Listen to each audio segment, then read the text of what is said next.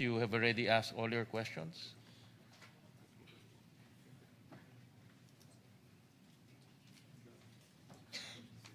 And then Senator Bamakino after. Salamat po, Mr. Chair.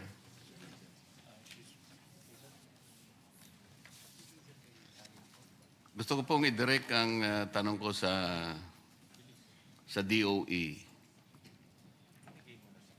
Kasi po kanina sa opening statement, Mr. Chair, binanggit po natin yung Republic Act 8489. Kakambal na nga po niya yung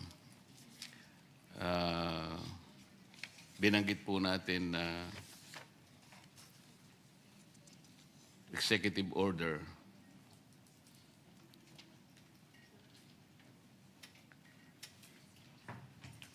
Magagamit po ba ninyo itong nandiyan ba si Secretary? Wala.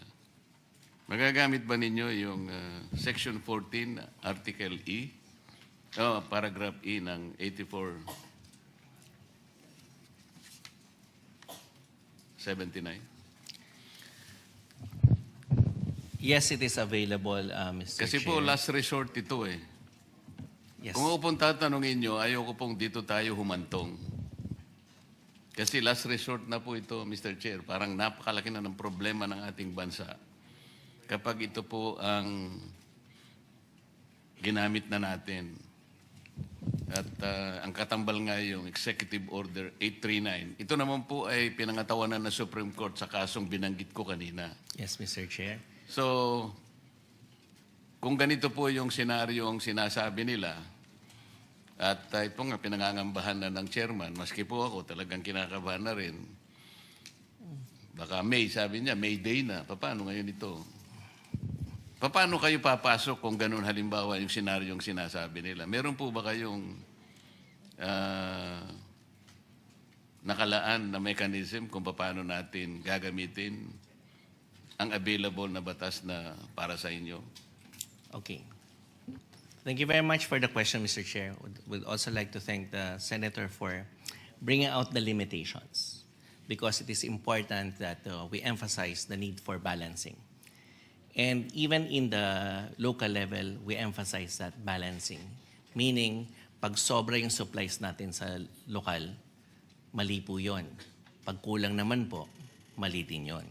Paano po natin may iwasan yung mga kamalian? Una-una po, yung behavior nating lahat is not only on the supply, but also on the demand.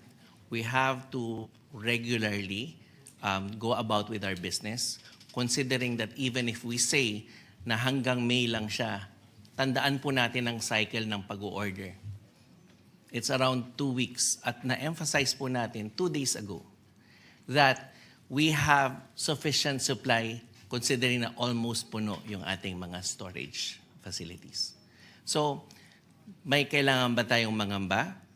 Kung nakikita po natin yung nangyayari sa Middle East na wala pang linaw, mangangamba po tayo doon. Pero kung meron po ba tayong solusyon? Meron po tayong solusyon.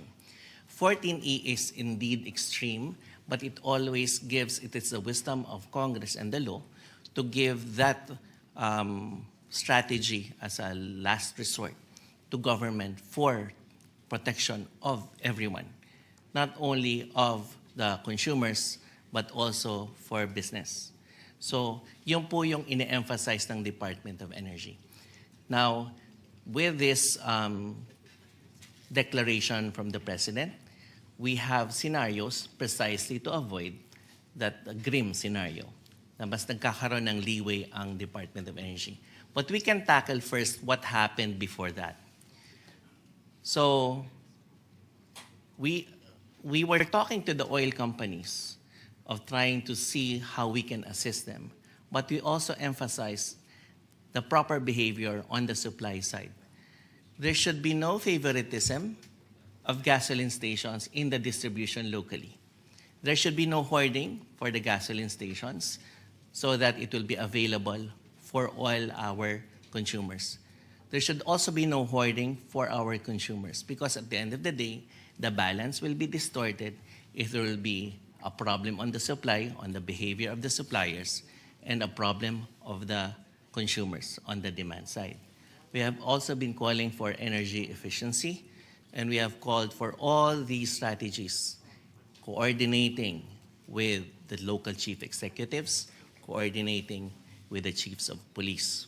Now, when Uplift convenes, we will have... Mr. Chair, can we be more specific, sir? Because emergency nga ang sinasabi nila eh.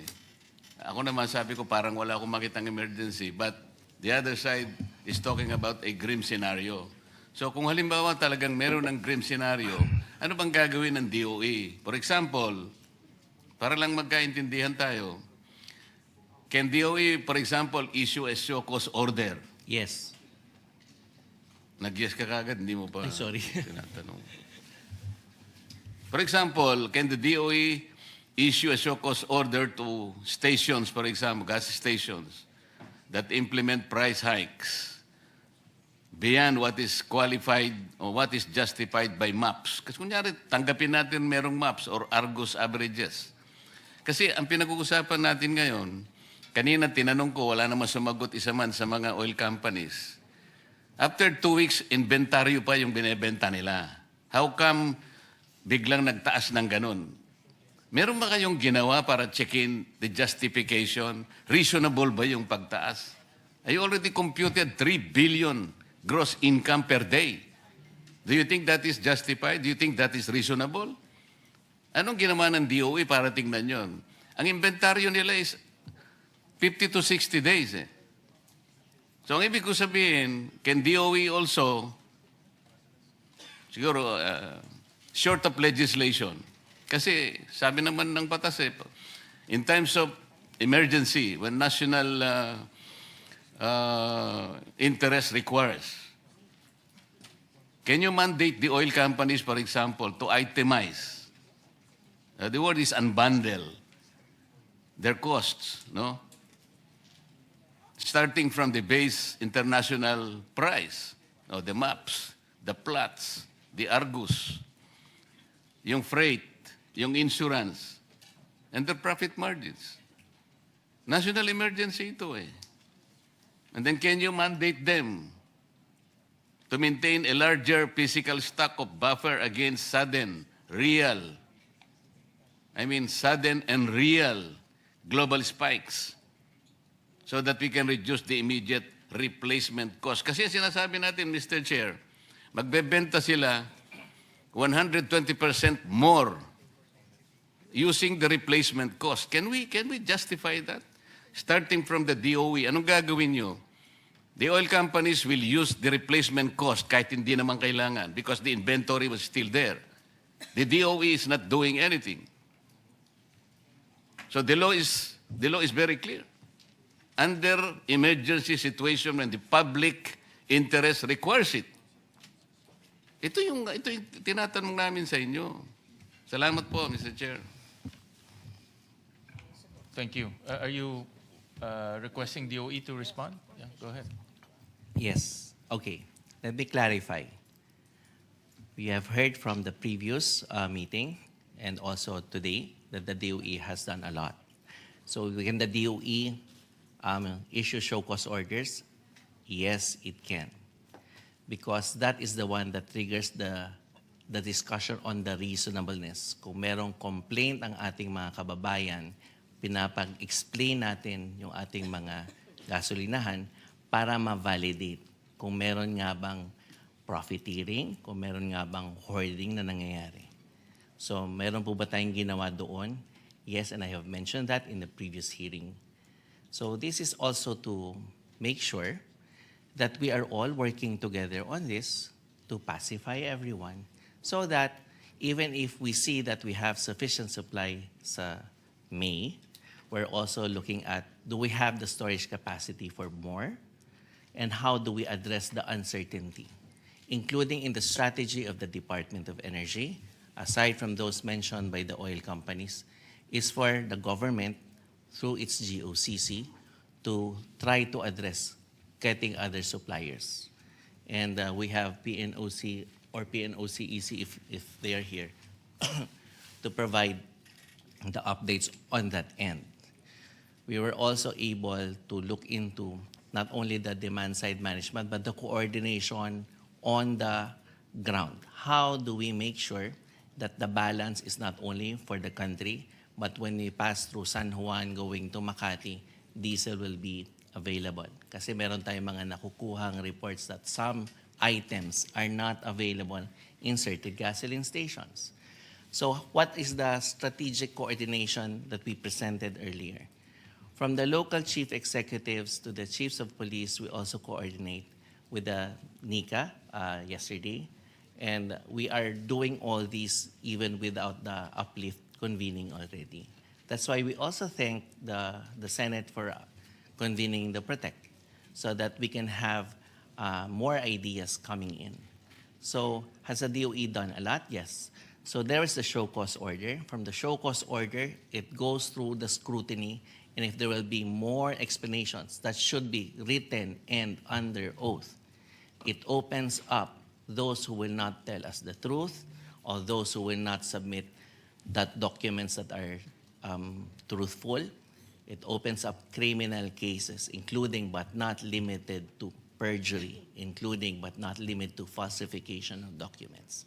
So even without using 14E, we have been doing all this under the certificate of compliance. So we are using, in a way, the conditions that we have given out to all those that would engage in the business of selling petroleum products. So we also emphasize that the business of selling petroleum products carries with it a greater responsibility. They were given by the oil deregulation law to have pricing strategies, partnerships with malls, partnerships with credit cards, so that they will be able to compete and enable themselves to expand their network throughout the country.